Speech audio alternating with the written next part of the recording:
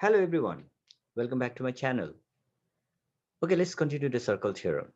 Look at here, this is a circle and it's a straight line which touches just one point in a circle. Now you remember that when the straight line touches just one point in the circle, then what we call this? This is known as a tangent, right? The straight line is known as a tangent. And this point A is known as a point of contact, right? So let's talk about the properties of the tangent. Here, the line segment joining the center and the point of contact is perpendicular to the tangent, right? Look at the circle here.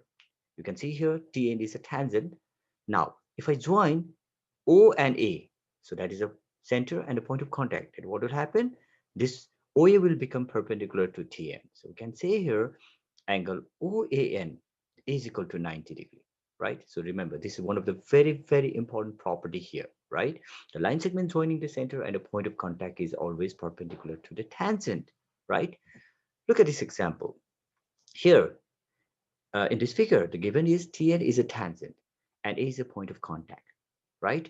O is given as a 9 centimeter, An is given as a 40 centimeter. Now we need to find the length of Bn, right?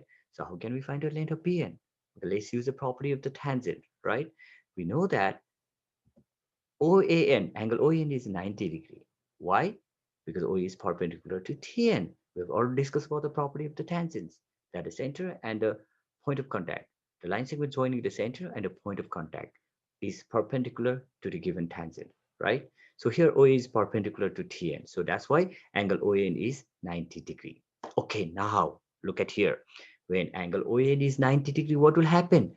OAN will become a right angle triangle, and we can, whenever we have to find the length or the side of the right angle triangle, then what we do, we use the Pythagoras theorem, right? So we can say here in the right angle triangle OAN, we can say a square is equal to p square plus b square. That is a Pythagoras theorem. Remember that, right? So we can write here ON square is equal to OA square plus AN square, right? Now let's keep the value. ON square equals to 9 square plus 40 square. That means that ON square is equal to 81 plus 1600. So if I just write ON square, then that will become 1681. So if I write ON, then it will be the square root of 1681. So what is the value of the ON? That is 41 centimeter.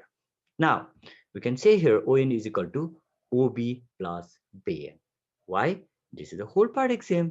So let's keep the value here. ON is 41 centimeter and OB is 9 centimeter plus BN. Can you say why OB is 9 centimeter? Because here OA is equal to OB, because OA is also radius and OB is also radius, radii of the same circle. So we can just say here 41 centimeter minus 9 centimeter is equal to BN. So what is the value of the BN?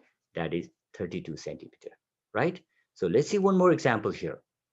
In this figure, O is the center of the circle and TN is a tangent, okay? And A is a point of contact. Here, angle BAN is given as 55 degree and angle OBA is equal to what? We have to find out the value of the OBA.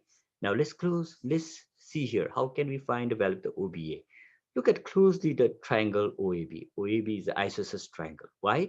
Because we know that OA is equal to OB, radii of the same circle. So we can use this property here. But before we apply this, let's use the property of the tangent here.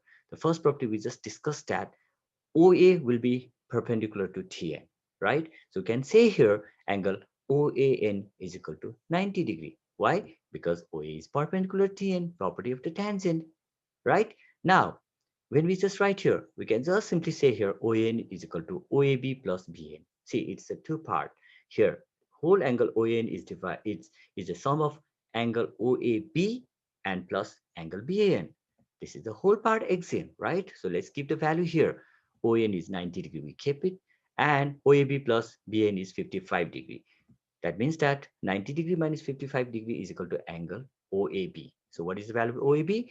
That is 35 degree. And I already told you that OAB is an isosceles triangle. So we can say here angle OAB is equal to OBA. Why? That is OA is equal to OB, radii of a same circle, right? So it means that we can say angle OBA is equal to 35 degree, right? Okay, let's see the one more example here. Now in this figure, O is the center of the circle, and TN and TM are the tangents. At A and a B as a point of contact, right?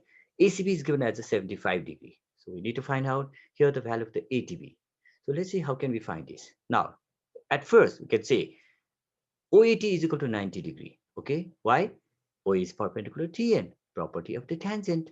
Now here we can say OBT is also 90 degree because OB is perpendicular to TM, right? Now look at here, the given angle 75 degree, that is the inscribed angle ACB standing on the arc AB, and on the same arc you can see the central angle AOB. So it means that we can say AOB is twice of ACB. Why? Central angle and inscribed angle standing on the same arc AB, right? Now we can say here angle AOB is 2 times 75 degree. That means angle AOB is 150 degree. Now look at here. We can say OAT angle OAT plus ATP plus OBT plus AOB is equal to 360 degree. Can you see here?